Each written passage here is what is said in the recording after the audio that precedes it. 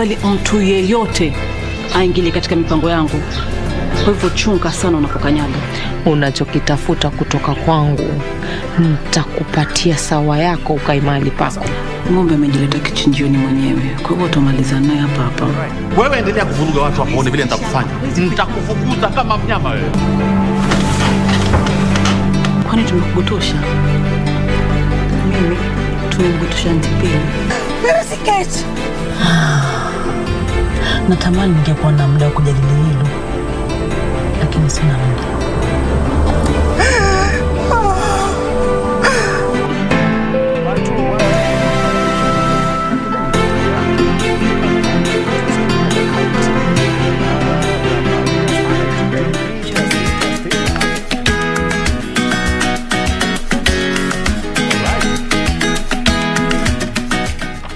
Wewe nani?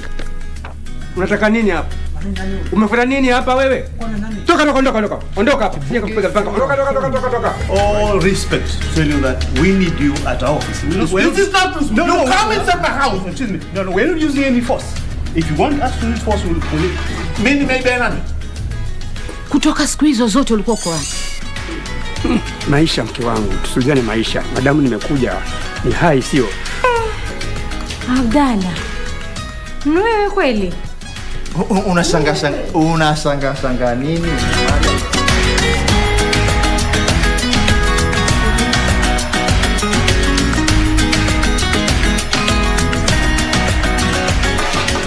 Kupata Mtumaini Mungu kama skiza tune, bonyeza *811 *815#. Mtumaini Mwenyezi Mungu kwa moyo wako wote, wala usitegemee akili zako mwenyewe. Umtambue Mungu katika kila ufanyalo, naye atazinyosha njia zako. Usijione wewe mwenyewe kuwa mwenye hekima. Mche Mwenyezi Mungu na kujiepusha na uovu. Methali 3:5-7. Kupata Mtumaini Mungu kama skiza tune, bonyeza *811 *815#, *811 *815#.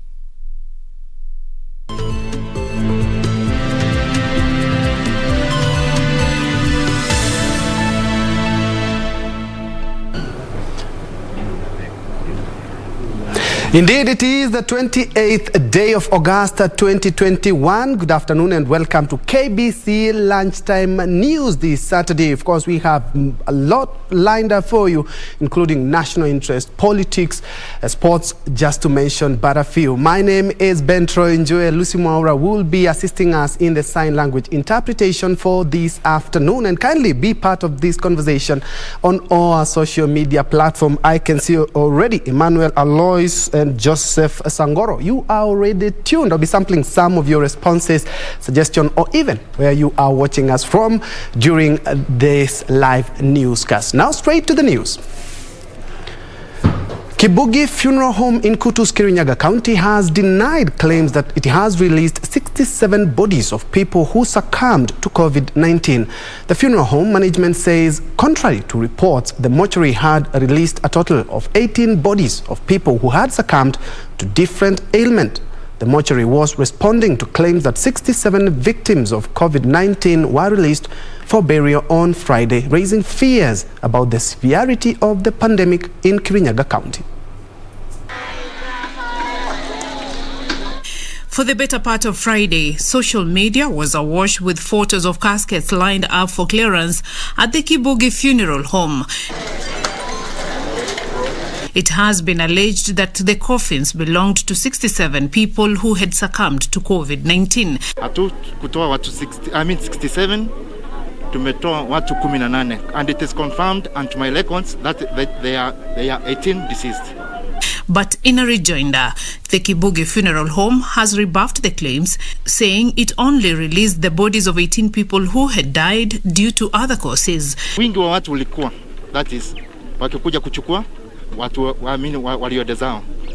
Sasa watu wanaona kama kuna watu wengi, lakini wingi wa watu ndio ilikuwa. The photos raised questions about the severity of COVID-19 in Kirinyaga County. The funeral home says it is perturbed by the reports alleging it released 67 bodies, whereas it has a capacity for 32. Wingi wa watu ulikuwa, that is, wakikuja kuchukua watu waamini waliodezao. Sasa watu wanaona kama kuna watu wengi, lakini wingi wa watu ndio ilikuwa. The incident comes amid concerted efforts by the county governments to ensure burials are conducted not later than 72 hours after demise. Beatrice Gatonyangetich, Lunchtime News. And now to some news that have generated some quite of debate in social media. Leaders allied to Deputy President William Ruto now claim that the withdrawal of GSU officers from Deputy President William Ruto's residence is a plot to push him out of government. The leaders say the bad blood between President Kenyatta and his deputy is dangerous for the cohesion of the country. The withdrawal of the elite GSU officers from Deputy President William Ruto's residence and in their place the administration police officers continues to elicit reactions, with leaders allied to the country's number 2 claiming it was a well-orchestrated plot to oust Ruto from government. Let them do everything. Let them even push the deputy president out of the current home. We know that's what they want to do. But the deputy president is not desperate. He has another home. And he will go there. He will go there. Now when you attack the Aslas nation, then the Aslas will take the responsibility of protection, which is not the best, because they are paying taxes to protect each and every person who is a leader in this country. So I want to call upon the government that please, can you be sober on this? We are not happy. The leaders further claim the new development is meant to block the deputy president from holding the meetings he has been holding with his supporters at his official residence in Karen. They don't want the deputy president to do meetings in Karen. We have homes in Karen and everywhere. Deputy president does not have shortages of venues. He can even host it anywhere. But all we are saying, this country is more divided than it has ever been in this country. We have never gone this low. Yes. They have, however, called on Kenyans to resist attempts to divide them, claiming that the protracted wars between Ruto and his boss, President Uhuru Kenyatta, was undermining cohesion efforts in the country.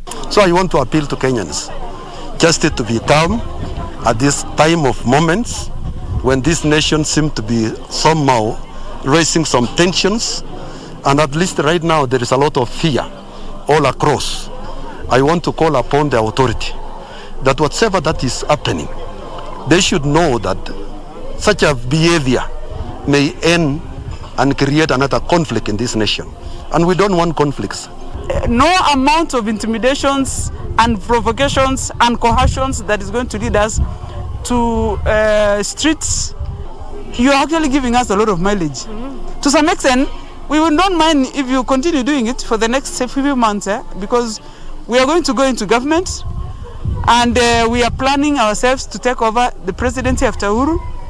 So I'm calling upon even the Kenyans of goodwill, the Aslas nation. Let us be calm. Let us be calm. Let us not take things out of proportion. Let us just wait and see. This coming a day after Kotu boss Francis Atwoli, a fierce critic of the deputy president, also supported those condemning the withdrawal of the GSU officers from the deputy president's residence.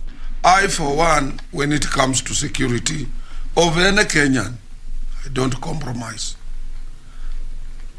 And I equally don't support what government did. And if they were to change that security, they would have done it with the knowledge of our deputy president. John Jacob Curia, Lunchtime News. And still keeping tabs on politics, a section of MPs from Ukambani are calling on President Uhuru Kenyatta and his deputy William Ruto to mend their political differences to tone down the political temperatures in the country. Machakos Senator Agnes Kavindu warns that escalating differences is unhealthy for the growth of the nation.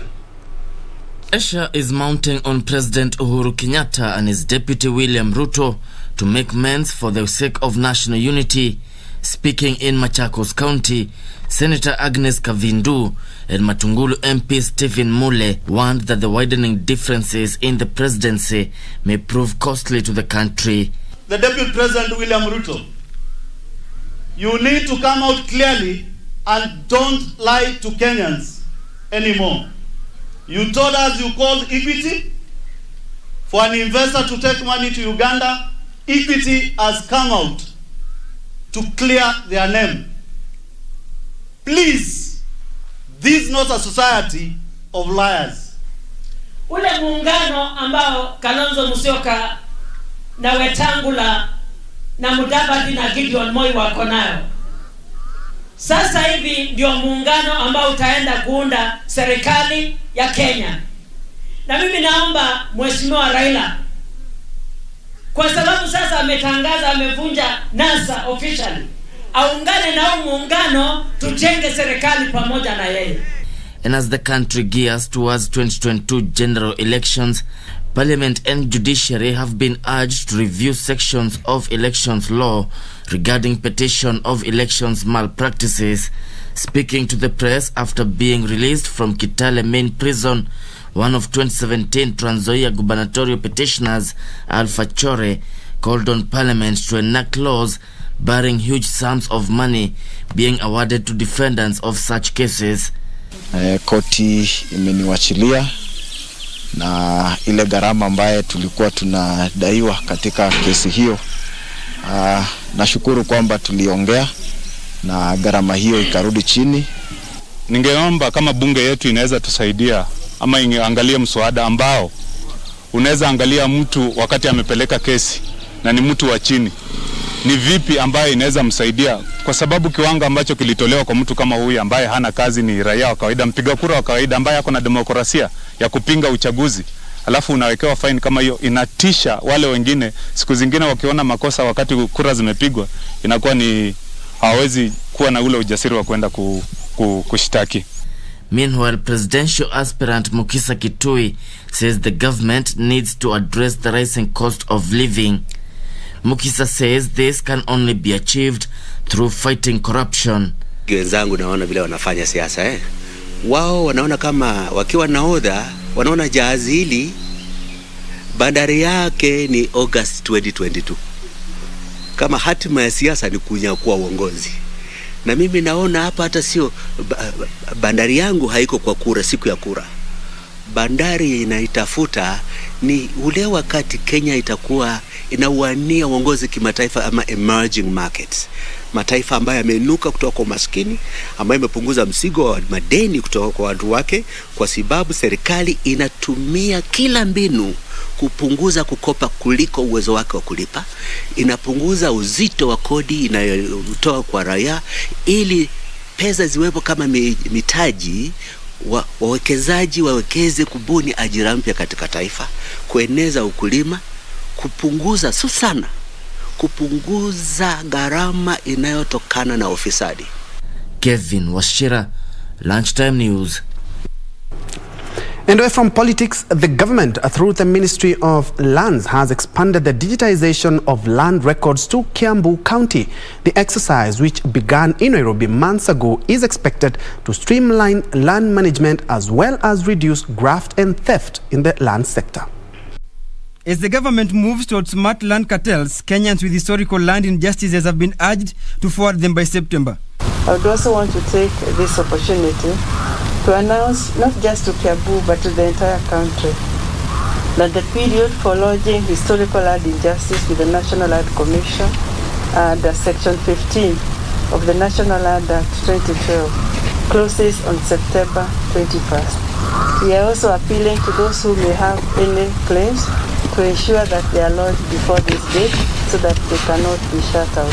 Klambu County Land CC Sami Mugo says digitization of land management will help county in a big way. We would request that we set up a land registry in Remuru. This will offload the pressure we have from Klambu. The current land registry here hosts all our land issues in Kikuyu, Yorongori, Remuru, Rari.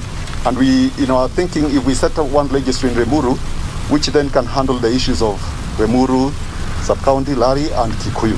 The European Union and Food and Agriculture Organization, through their country representatives, highlighted the importance of technology in land management. Because the issue of fragmentation through inheritance, through other factors, let's find how did the other people manage to deal with it. Otherwise, it's going to really threaten our food and nutrition security. Have a fully digitalized container like this. It may take you even a day or even less. And I think that is what we should be looking at. So that if there's a court request, can I have this and that? It can be given within the timeline there.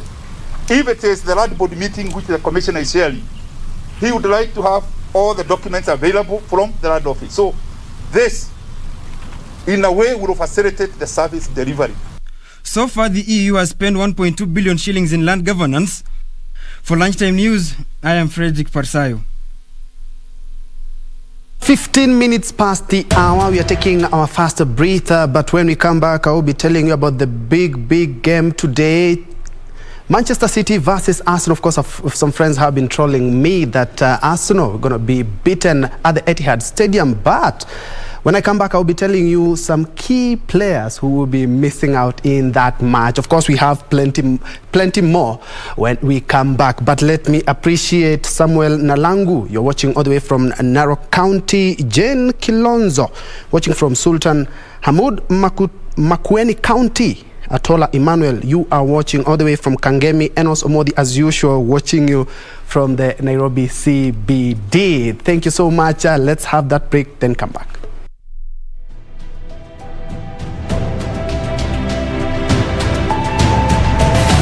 Akishangiliwa kwa vigelegele na nderemo, Rais Mwai Kibaki aliyepia amiri jeshi mkuu alitia saini na kuweka muhuri katiba mpya na kuitangaza rasmi katiba hiyo.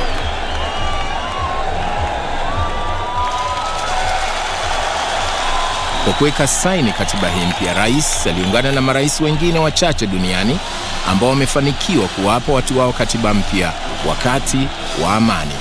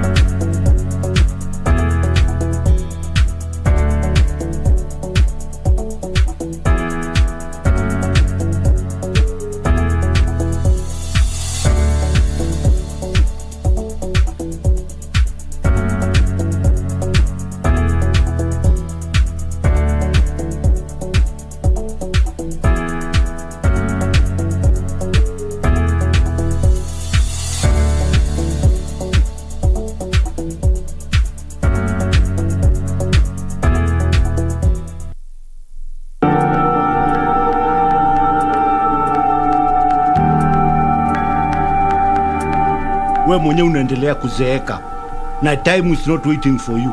I can give you time. Do we even have time? Do you see a future with us together? I have never been so sure about this. Here you go, what you asked for. And zile documents ukipatia dad ni za nini? None of your business. Number one, we need to be ahead of these people. Number two, we need to know Joy's next of kin. Are you still willing to walk with me? Honest answer?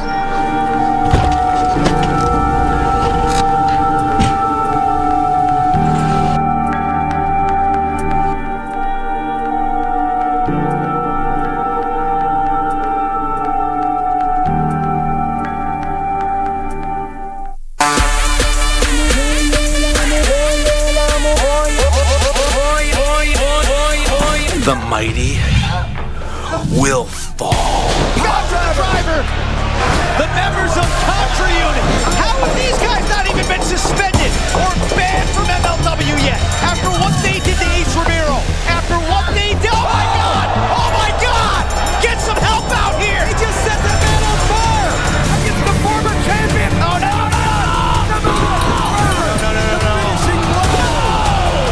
These guys they're all about violence. They say they're global gamers in violence.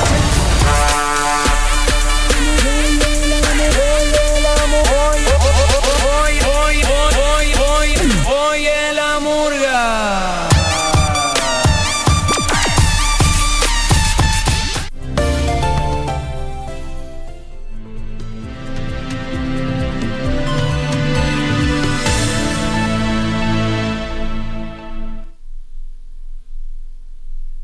Welcome back and thanks for keeping it KBC. Let's now shift focus to education matters, where education stakeholders have been warned against opening and operating unregistered schools.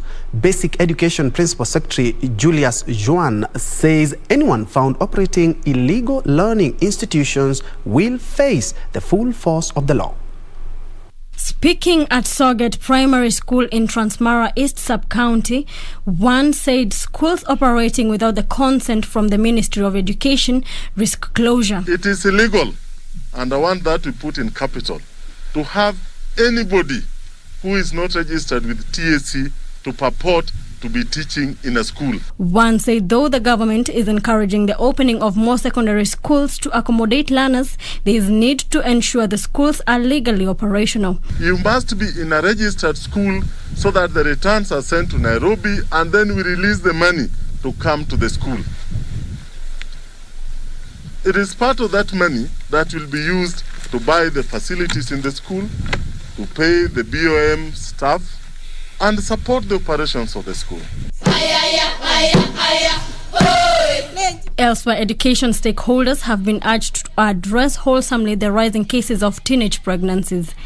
We know what to talk about as women, so that we bring up ladies of substance and excellence. We do not want to lose our girls to pregnancies. Speaking at Ruth Kiptui Girls in Baringo North, Kenya Pipeline chairperson Ruth Okuthe said the rate of teenage pregnancies is worrying. The scourge of teenage pregnancies for me is a big problem because it disrupts the girl child. If a girl is pregnant, she's out of school for 2 years. Okuthe called on parents to keep their children busy to ensure all girls report to school safely.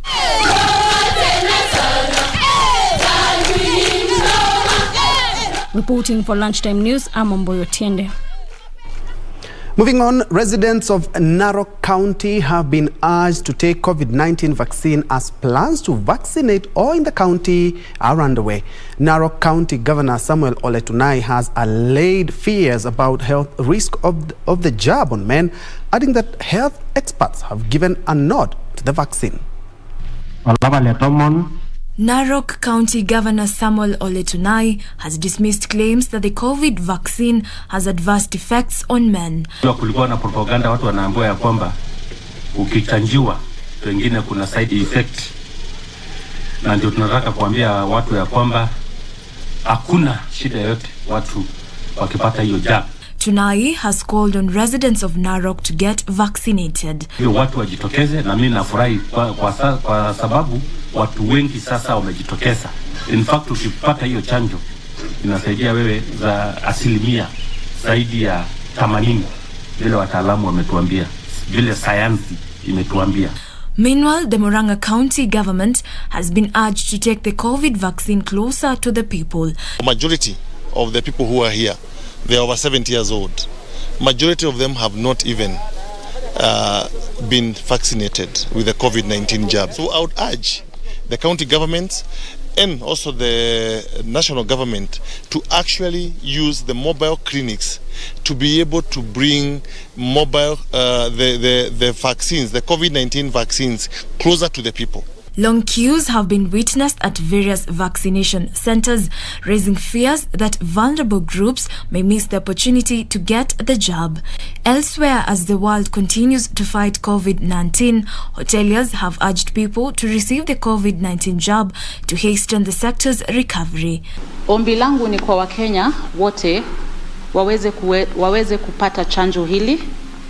Ni muhimu na inasaidia na inaokoa maisha. Nashukuru pia serikali kwa kutia wito na kuhakikisha kuwa kila mtu ameweza kupata chanjo. So kwa wale bado hawajapata, na waomba tafadhali muende mpate chanjo hii ili tuweze kuangamiza ugonjwa huu. They called upon all stakeholders to encourage their staff to take the vaccine so as to avoid strict measures which may be imposed on the sector. Jacqueline Masharia for Lunchtime News.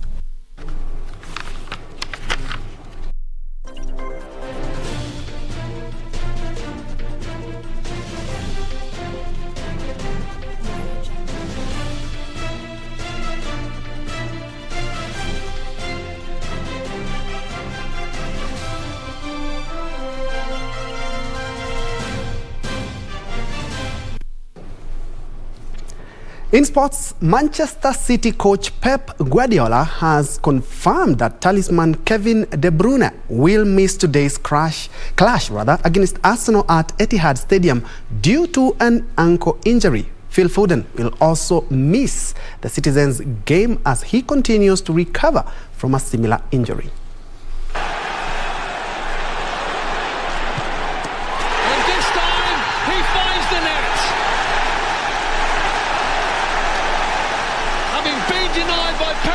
Arsenal will be hoping to build on their 6-0 thrashing of West Brom Albion in midweek with a positive showing against Manchester City on Saturday.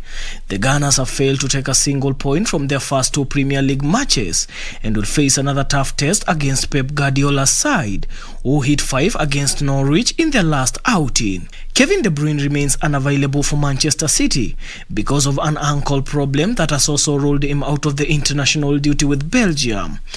Hector Bellerin has recovered from a thigh problem, while Ben White, who has missed 2 games following a positive coronavirus test, will be monitored. Other games on card today will see Chelsea take on Liverpool in a tight clash, with the 2 teams aiming to clinch the Premier League title this season. Norwich takes on Leicester City, Brighton will host Everton, Brentford travel to Aston Villa, Newcastle play Southampton, while league leaders West Ham take on Crystal Palace. Daniel Mwendwa, Sport.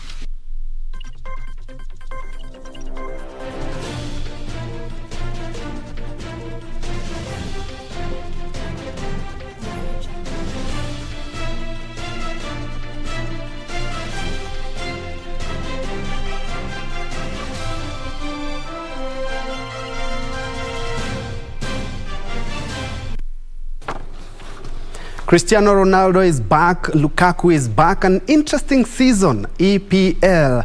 Of course, Manchester City and Arsenal, I gave it for Arsenal 2-1. It's just my prediction. Of course, my director and cameraman are laughing here, but that's what it is. Indeed, thank you so much for watching, including Samuel Omenta from Kilifi and Hussein Och from Mombasa, Krizo Odwang Odu from Mombasa. My name is Bentro Njue. Lucy Maura has been our sign language interpreter for this afternoon. Do have a blessed Saturday afternoon.